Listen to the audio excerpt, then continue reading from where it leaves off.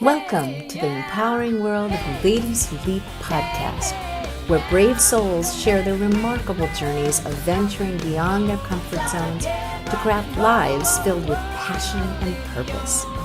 Tune in to hear the awe-inspiring tales of individuals who dared to defy their fears and embrace the unknown, paving the way for a future they truly adore.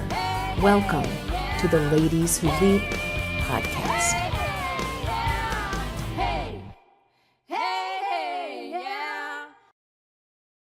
Hi, welcome to the latest Ladies Who Leap episode. Today I'm joined by Allison Rand.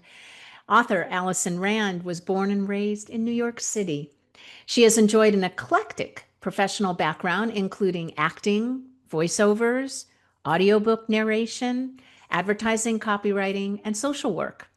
She also has written 2 memoirs, A Place Called Grace, a hopeful, humorous, bittersweet contemporary memoir that shows how a seemingly unmoored existence can find its safe, solid center after all. And her latest, Walking Allison, a poodle's mostly true story of helping her human navigate life, in which Allison's poodle Dea is the narrator of her unique memoir. It's told entirely from Dea's point of view, so I know this is going to be a fun and interesting conversation. You guys are going to love it. Hi, Allison. Welcome to Ladies Who Leap. Oh, hi, Lisa. I'm so excited to be here. This is wonderful. I know I'm excited to have you here. I love the idea, and we'll get into the book, the latest book, the whole idea of you having the story from the point of view of your poodle. I mean, I always have Nina here. Nina is my dog, and she always joins me. So writing a book with your Dea's point of view is just really interesting, and we will get into that, everybody. So this is fun. So I do like to start by talking about people's childhood. And when you were growing up, what experience or relationship had an impact on the occupations that you picked as an adult? That's such a great question. I believe we're all a product of our past. And I believe that we can all change certain things that are painful from our past with awareness and therapy. I truly believe in that. My childhood was difficult. In that my parents separated when I was 6, divorced when I was 9, but more than that, my older sister and brother moved out to live with my father, and I stayed with my mother. So we were completely severed as a family. And my mom remarried my stepfather, and after that too, I felt like I lost a little bit of her as well.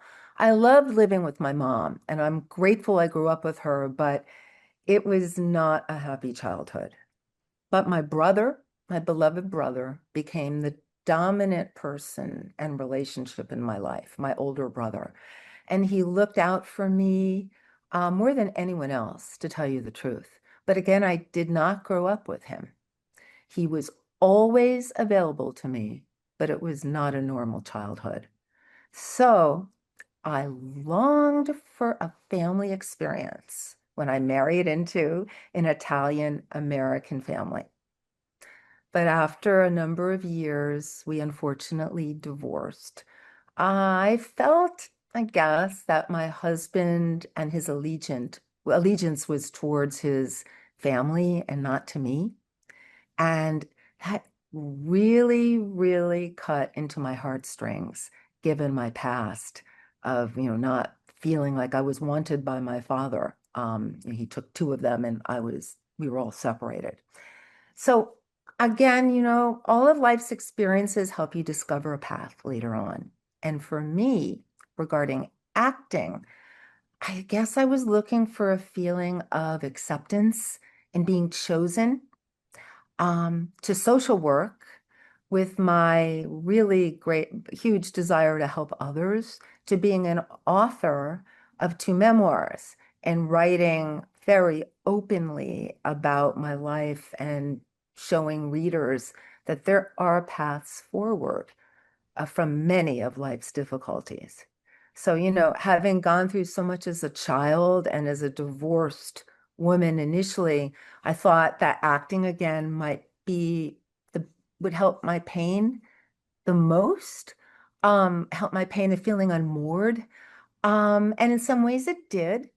I went to acting school and felt a real camaraderie with the other actors. But eventually I did realize that going back to school in order to get my master's in social work would be more rewarding. Um, I had gone through a real dysfunctional childhood and a divorce and was still standing strong. And I knew that I could help others get through so many of life's difficulties. Yeah. They do say that the most difficult things that you go through are actually the best periods of your life when you go through growth. So, in the childhood period, though, it takes a lot longer, it takes a lot more work, and I can completely understand wanting to help others that are going through or have gone through the same thing. And that's very admirable. I love the fact that a lot of women that I interview on this podcast look at the experiences that were difficult in their life and just desperately wanted to help other people to get through the same type of experiences. So thank you for that. Oh Thank yeah, you. no, it's a calling. I mean, I feel like I'm a good listener in general, or I hope to be. I try to be with my friends, but to do that as a master in social work was great. It was a fantastic education, which we can talk about later if you like. Yeah, Mm. yeah. So, yeah, you talk about your life. It's a series of adventures. I mean, to me, how exciting. First of all, just growing up in New York City, I always dreamed about living in New York City. And then the acting, voiceover artist, my gosh, copywriting, social work, along with writing the two books. And one of them was not planned, as I understand, or even wanted, and that is that you're a cancer survivor. So many of us are. So please share how you overcame that difficult path of having this illness and then overcoming it. I believe more than once, again, what lessons are brought to you are through difficult situations. Yeah. Yeah, it's I actually think it's a really good thing to talk about to try to help other women who are facing cancer diagnoses even worse than what I had. Yes, when I was diagnosed with cancer at 50, I was almost 30 years younger than my mom was when she got it the first time. I was devastated, absolutely devastated. It was caught early, and I was given the choice of beginning a strong medication because the surgeon said it could go, you could get it again in the other breast. I couldn't believe that. And I was in denial.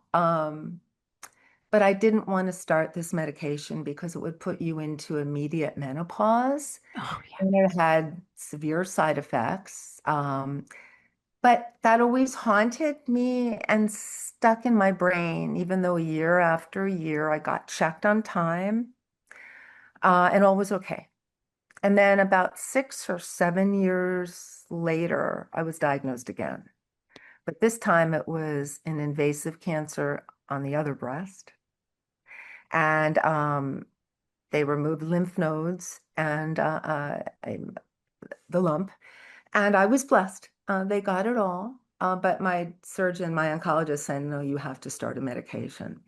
So I tried the first one that she suggested, but I could not again tolerate the side effects. So I was on a second tier type of medication, not as good, but better than nothing. I had also gone through 6 weeks of radiation from the first breast, and I had to have 6 weeks of radiation to this breast now. So I'm on this medication, and everything's okay for a while until a few years later when I got a reoccurrence. But it was back to the first side. And they never knew if it was a new cancer or a reoccurrence. And that, again, I had already had radiation. So they wanted to put me on a super strong pill at that time. I tried it for a very short time, but once again, I'm a weakling with these medications. They have a lot of side effects. So it didn't agree with me, and I went back to my original medication. So when you ask me what lessons has this brought me, I honestly don't know if cancer teaches lessons because I feel cancer has a mind of its own and not a friendly one. But for me, it showed me who was there for me as a friend. And mostly it showed me how resilient I was. Because frankly, if you had asked me how I would ever get through or could I ever get through 3 bouts of breast cancer, I would have told you never. I truly feel cancer humbles you, Mm. or at least it humbled me. For me, I do go into denial when I get scared of what may be in my future. But then I stop and I take it one day at a time with the help of my dog, Dea. As I wrote in my last memoir, actually in both, but my last one, both my dogs, my first dog was Alba, and my second dog is Dea, who's right here on my lap. They helped me more than anyone else to get through the scary long days of being diagnosed with breast cancer. To me, dogs are invaluable to us humans, and just their presence was my biggest comfort, Lisa. Putting the focus on my dog, Dea, and not always on myself was also a huge blessing. So I attribute getting through it more easily with my dogs. Yeah, and I have to agree with you. I mean, it's that unconditional love. It's like they know when you're not feeling well, and they come over and they give you that extra love.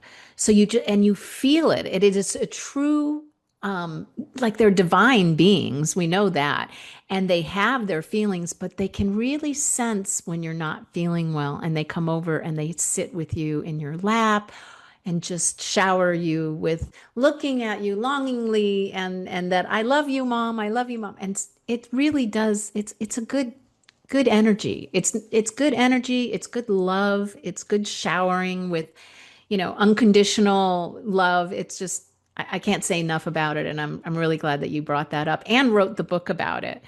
Yeah, it's Well, it wasn't specifically about that. That's just a small part of it, actually, yes. because I did not want the book to be about cancer, but it's about my dog's responses to me. She narrates, she knows me as well as I know myself, if not better. So it's how she interprets everything that happened from her point of view.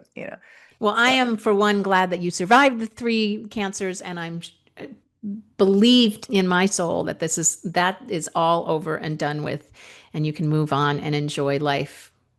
thank you. Thank you. Yes. Yeah. Another big adventure that you had was moving to Rome, Italy by yourself. I am very much in awe of that.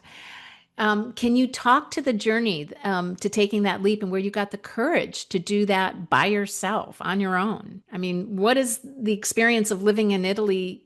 How has it contributed to your way of living your life? Well, after my marriage ended in divorce, of course, I was really devastated. And my dream of having this intact family was again severed. But at the same time, I began to change and I became much more independent. And I realized that I had to make some changes in my life to become a more independent person, not just looking for a romantic partner to make me feel whole. Um, and I guess I was that unhappy here. And that feeling was enough of a catalyst to allow me to take the leap to be brave and have the guts, and it really did take guts, and move away to a foreign country where I felt I could begin all over again, even though I didn't know anyone, didn't speak the language well, or have any work lined up. Um, while I was brave and had guts, I have to be honest, I developed panic attacks before I went because I was also leaving my mom, who had been my only parent and with whom I was unusually close and told her everything. But my will, and I'm a willful person, was so strong to try and change my life. I got through the panic attacks, understood them and my fears little by little, and later on realized, wow, look what I did. I moved alone to Rome and I wrote a book about it in a place called Grace. Uh, Italy to me is magical. I am so happy when I am in Italy.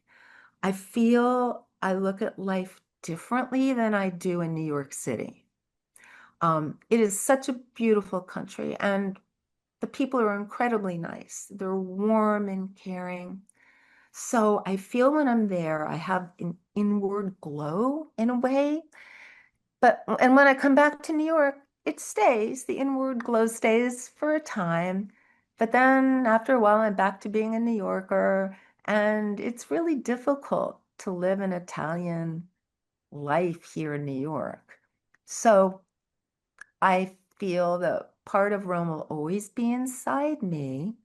And it changed me that I did something very, very difficult, moving to an entirely new culture without any help and alone. But I am a New Yorker through and through. Yeah. How long? So, how old were you when you moved to Rome? I was in my young 30s Okay. and And how long did you stay? for 3 years. Ah, For and three you years. learned the language, you were able to communicate. Did you, Yeah. and I'm going to assume that you were working somewhere. Oh yeah, it was an incredible experience. I got a work permit all by myself, which is almost impossible to do. I got the residency, which was very comical. It's in my first book. Everything is a bureaucracy in Italy. At least it was then. I imagine it's similar now.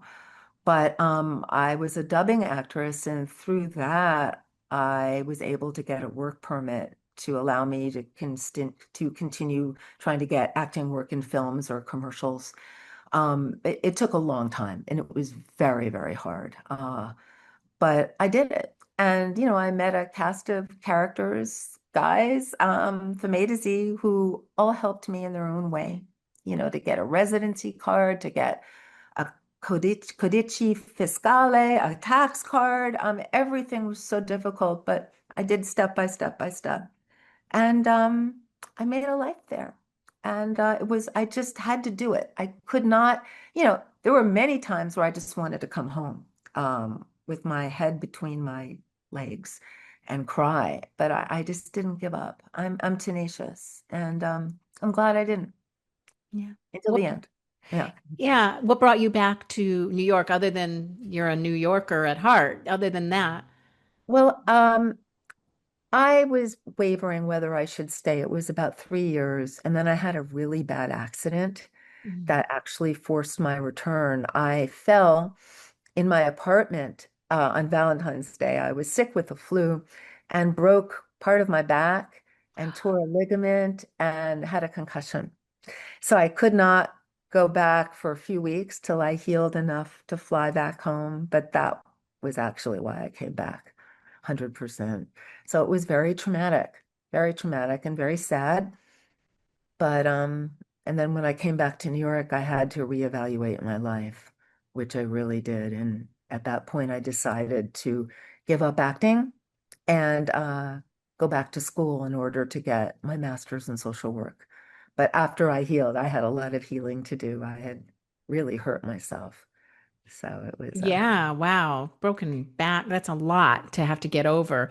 And it's interesting too that it really changed the trajectory of your life. I've heard from friends that are into energy that sometimes falls actually signify a complete change in your life. In this case, it was quite profound. So, yeah, they said, and usually they're talking about not big falls, but this one really did make a complete change in your life. And oh, it was terrifying because I lived alone and I was in a new apartment, and it was really fortuitous in that I had just met a neighbor who lived across the street, an Italian lady. We had had dinner for the first time a week before. I had her number, and I was in shock after I fell, even though I broke L1 and 3 and a concussion and a torn ligament. I jumped up. I was in shock and called her, and she came right over, saw me, and took me to the hospital. And she, as well as my other dear friends from Rome, helped take care of me. I don't know what I would, I mean, I couldn't walk, I couldn't buy food. So they all came over when they could, and company, food, whatever it might be. But the love that they gave really helped me get through it. But they were long days of sitting there alone with Italian TV. I didn't have a dog at the time. They had a lot of butt trimming commercials on, as I remember. And they were long days, but got through it. Yeah, you So, are a very resilient person, very resilient woman. And a lot of the examples of the things that have happened in your life show that resilience. So, with all of these experiences, they've inspired your books. You have A Place Called Grace, and then the most recent, Walking Allison, a poodle's mostly true story of helping her human navigate life. I love that. In fact, your latest book is so unique in that it was written by your poodle's point of view. So, can you give an overview of each book and really where did the inspiration come from each of them and to share with others? Yeah. okay. Well, my first book, A Place Called Grace, it was really necessary for me to write. I had also written in my diary for the 3 years I was in Rome of all my experiences. So I had everything to reread and remember. And a lot of my friends there, one in particular, said, "You've got to write about it. You've got to write about it." When I met my editor, she said, "Okay, that's fine. That's part two. There's three parts to your book. We need backstory. We need part three. Also, why did you come back? It has to be more than a broken back." So, it was cathartic for sure. And it was one of the most difficult things I've ever had to do because it is filled with bittersweet themes and details so much loss that I experienced in my life, along with my adventurous but difficult and bureaucracy riddled life in Rome.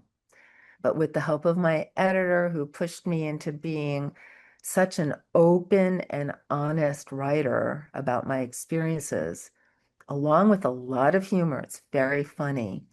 I tell the story of being a struggling actress with an outwardly good life, but again, feeling unmoored and having never gotten over my early childhood trauma of being separated from my brother and sister. So I make a move to bureaucracy-riddled Rome, where I barely speak the language, have no acting work waiting for me, where I try to settle into this new culture, looking for love in all the wrong places and break into the acting world. But after 3 years, as I just said, a serious accident forced my return, and my hopes for my Italian life really came crashing down. Back home in New York, I go through some horrible personal tragedies and career obstacles until salvation arrived from a very unexpected source, a quirky octogenarian, aptly named Grace, who helped me get my resiliency back. So because that book that people really, really liked because it was interesting, it was funny, but it was so honest and so open. And that's what people who read memoirs want to read. They really want you to go deep, which I did. But it ends in such a bittersweet manner. And people, which was great, wanted to know what happened to me because it did not end, in Disneyland or a fairy tale way. So I knew there was more of a story to tell with Walking Allison. Uh, but I did not feel that telling it from my own point of view was the way to go. So I thought it would be a bore. So I decided that my beloved poodle Dea, who knows me as well as I know myself, if not better, should be the narrator. And everything should be told from her point of view. I'm just a character, a main character, but a character. Dea, my dog, is wise, jaunty, cheerful, with many opinions about the silly ways of humans and the way they lead their lives. Um, she helps me make connections by pulling me along on our walks. She helps me deal with a new love to handling crippling losses, the loss of my brother, the loss of my mother. At that point, 2 bouts of cancer and being so isolated with COVID in New York City and coping with all of the challenges of my life. But mostly, my, through Dea's training me, again, it's her point of view, I eventually learned to trust myself in new life affirming ways, enough to feel safe without my brother or my mother here with me. Uh, she does everything for me. She really helps me that We'll be much. right back. If you feel stuck in doubt, fear, or low confidence, there's a way forward. I'm Lisa Andrea, Emotional Transformation Specialist with Ladies Who Leap Coaching. I can guide you to clear the emotional patterns holding you back so you can trust yourself again, feel confident in relationships, and step into a life of clarity and purpose. Visit ladieswholeap.com and click on the Let's Connect button to start your leap journey today.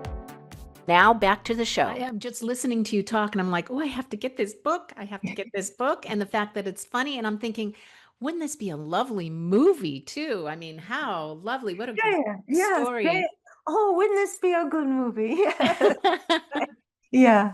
No, it's what dogs do. I mean, we so underestimate the value of the human animal bond. Uh, they really help us get through all of life's vicissitudes, and they ask for nothing, and they give everything. And the connections I've met just by walking her, she walks me, excuse me, sorry, are amazing with strangers, where she just is so happy she'll give them knee hugs and it'll make their day. And then that makes my day. To make someone happy from something as beautiful as that. To little children, she loves kids. She loves babies. She cries if she can't see a baby. She cries. She just loves them. She's a very spiritual being. Uh, but she's just so loving, and she's, as all dogs are, as cats are too. I'm not just saying only dogs, but any animal. And she gives such a sense of calmness and stability. In fact, during COVID, she was the only source of stability I had.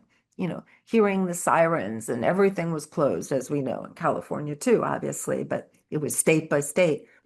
She was my only source of happiness and support. I mean, it was a very tough time. So that's why everyone got dogs during COVID, and they're COVID puppies. She already had, thank goodness.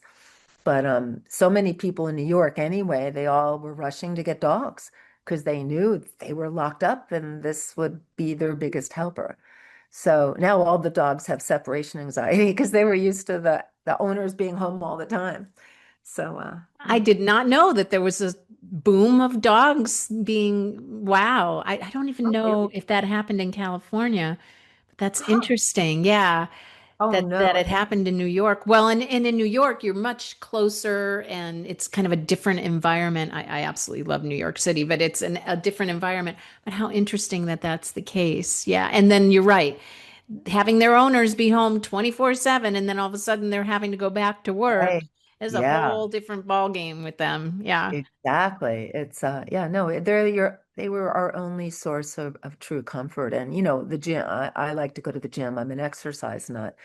All the gyms were closed, so I would walk day like 4 or 5 miles a day, and looked at her life through her eyes. That's all we had, each Yeah. other. It was a crazy time, but Yeah.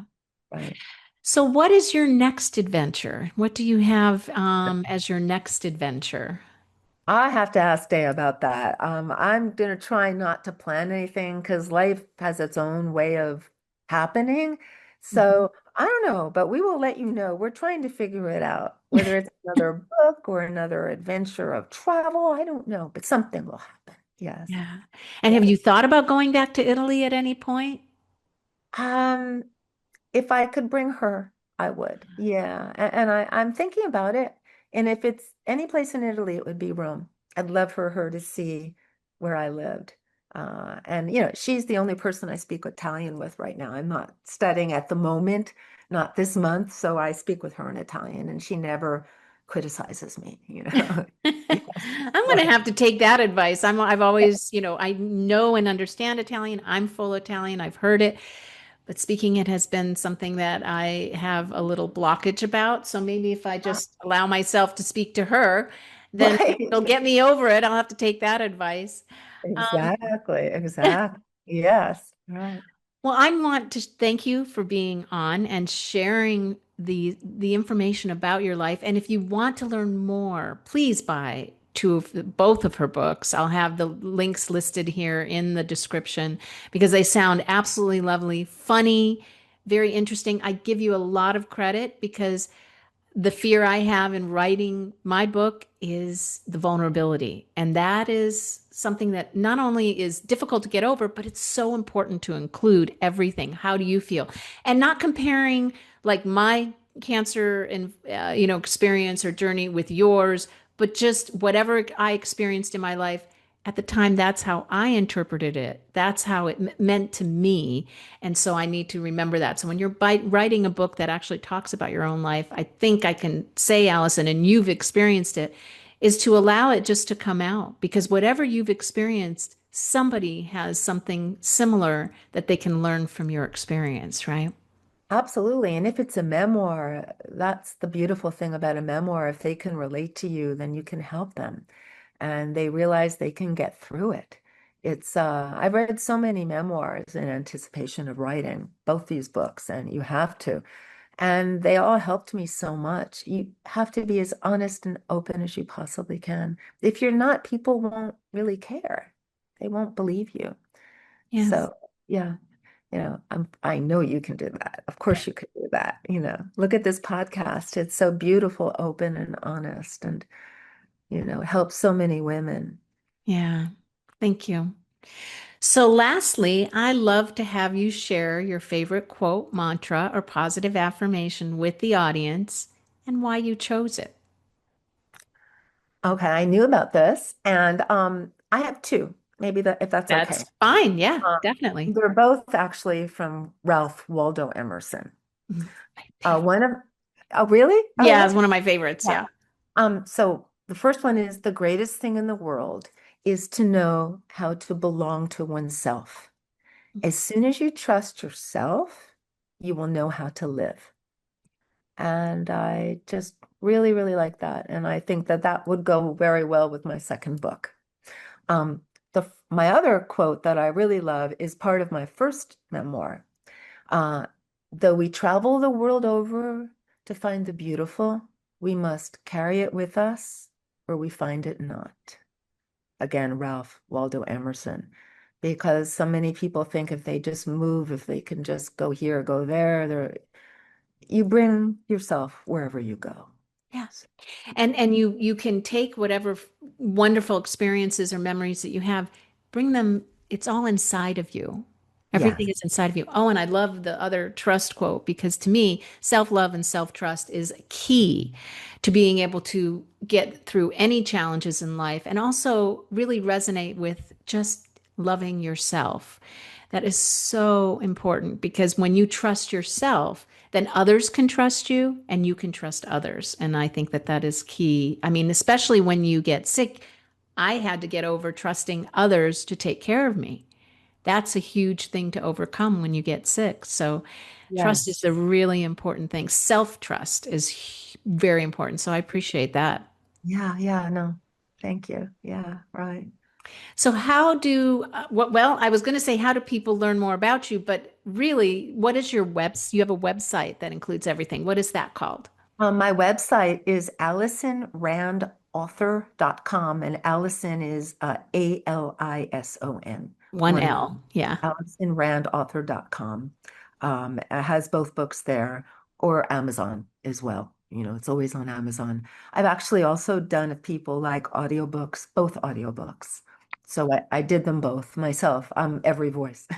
So if Oh my gosh, that's wonderful. Well, being that you are a voiceover artist and you do the book, I love that. And I love that it's your own voice. So yeah, that's yeah, really cool. So anybody, if you got audiobooks, taking a walk and you want to listen to Allison's books, this is a great way to do it. And now you can actually hear her voicing all of the voices.